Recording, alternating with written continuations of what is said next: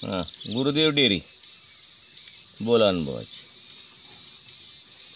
काही शेतकऱ्याचे प्रश्न आले माझ्याकडे, पशुपालकाचे. म्हैस पाळायची का गाय? महत्त्वाचा प्रश्न आहे.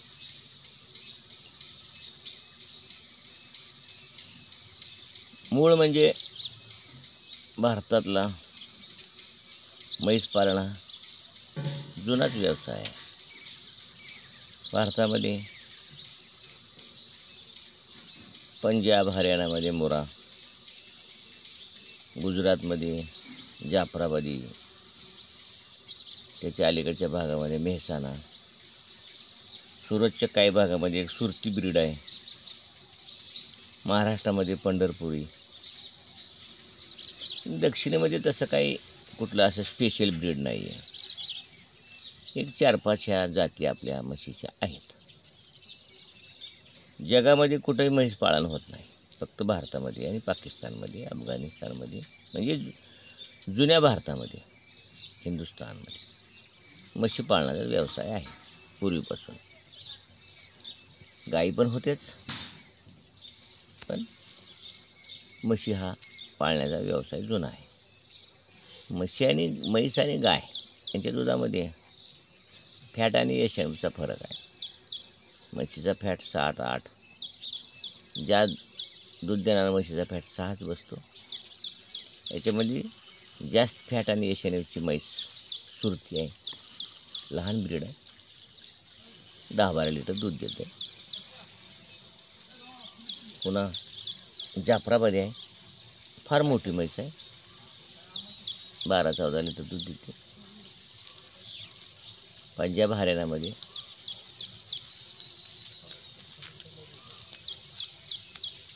मुरा आहे.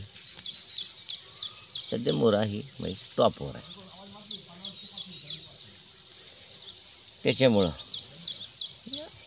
मुरा म्हशीचा सांभाळण्याकडे कल वाढतो. पण पंजाब हरियाणाची जी म्हैस आहे ती आपल्याकडं लागू जायला प्रॉब्लेम करते. म्हशीचा दुसरा एक दुर्गुण आहे, म्हैस गाब गेली की दूध संपलं. 10 महिने, 8-10 महिने तिला भाकड सांभाळावं लागतं, म्हणून तिची सरासरी मिळत नाही. दुधाला भाव मिळेल एशेनेप आणि फॅटच्या प्रमाणामध्ये. एशेनेप का 8-5च्या ठिकाणी 9पर्यंत असू शकतो, फॅट 7पर्यंत असतो. फक्त दरामध्ये आपलं 30-32 असेल तर त्यांचं 40-45 असतं. खाजगी दूध प्रॉडक्टला कुल्फी, खवा याच्यासाठी त्याला मागणी आहे. पण म्हशीचं खाद्य जास्त आहे, वैरण जास्त आहे. आणि मग ह्या गोष्टी केल्यानंतर आपल्याला भाकड काळ जास्त आहे. मग दूध परवडणार का? तर नाही परवडणार. गायच परवडणार. भाकड काळ फक्त 45 दिवस, आणि भाकड काळ आहे 8 महिने. बघा तुम्हाला परवडतं. 8 महिने सांभाळावं लागतं फुकट, आणि 12-14 लिटर दूध देऊन दुप्पट भाव असेल.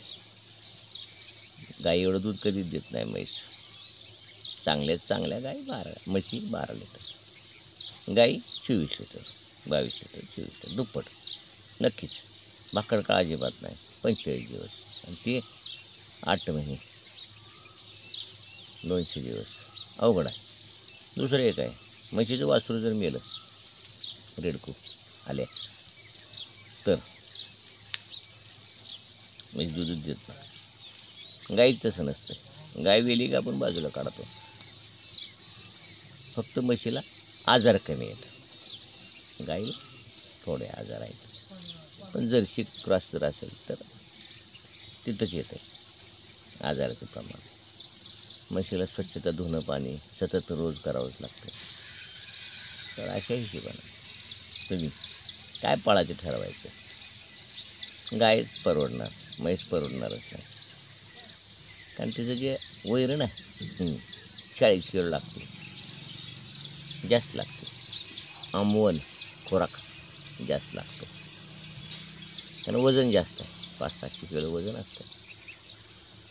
आणि अशा हिशोबात म्हैस पालन हा व्यवसाय आपल्याला परवडणार नाही. जो कोणी परवडत म्हणत असेल तर त्यांना एकच आहे, शहरी गिराईक. 60 रुपये 70 रुपये लिटर दूध असणारं गिराईक प्लस 10-5% पाणी टाकायचं आणि मग ती गिरायकाच्या दारात जाऊन ओतायचं, विकायचं. मग तुम्हाला 60च्या ठिकाणी 70-75 भाव शकतो. कारण 10-20% पाणी खपतं आणि खपवतात म्हशीवाले.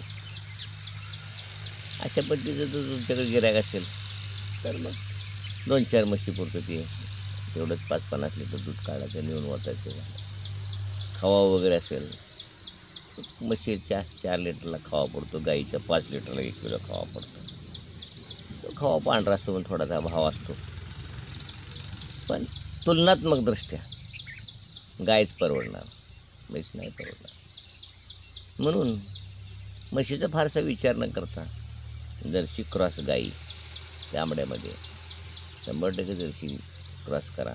20-22-24 लिटर दूध देतील आणि वर्षाला वेद देतील. म्हैस वर्षाला वेद देतच नाही. म्हशीचं वेद फार लांब असतं. 2 वर्षाला, 18 महिन्याला, 2 वर्षाला एक मिळते. बखडकाळ जास्त असल्यामुळं आणि अशा हिशोबानं दूध पण जास्त मिळालं पाहिजे. वासरं तयार करताना गाईची वासरं 2 वर्षात गाय तयार होते, म्हशीची नाही होत. अशा अनेक दृष्ट्या. आणि तसं म्हशीचा ब्रीड काय कुठं सुधारलेलं नाही जगामध्ये, तर बाहेर म्हैस नाहीच. जर म्हैस परवडत असती, प्रगत असती, तर जगामध्ये त्याचा प्रसार झाला असता. कुठेही बाहेर मग वा म्हशीचं इतका फॅट आहे, इतकं क्रीम मिळते, तर मग त्याचा फॅट प्रसार झालाच असता. झाला नाही याचा अर्थ ती परवडत नाही. सोपं आहे. तर अशा हिशोबानं आपण गाय का म्हैस, तर नक्कीच गाय. कोणती गाय? नक्कीच जर्सी क्रॉस गाय वर्षाला येणारी. तिचं फॅट पण, जर्सीचा पण फॅट 5पर्यंत जातो आणि म्हशीचं 6, 6.5, 7पर्यंत जातो. 1-1.5 फॅटसाठी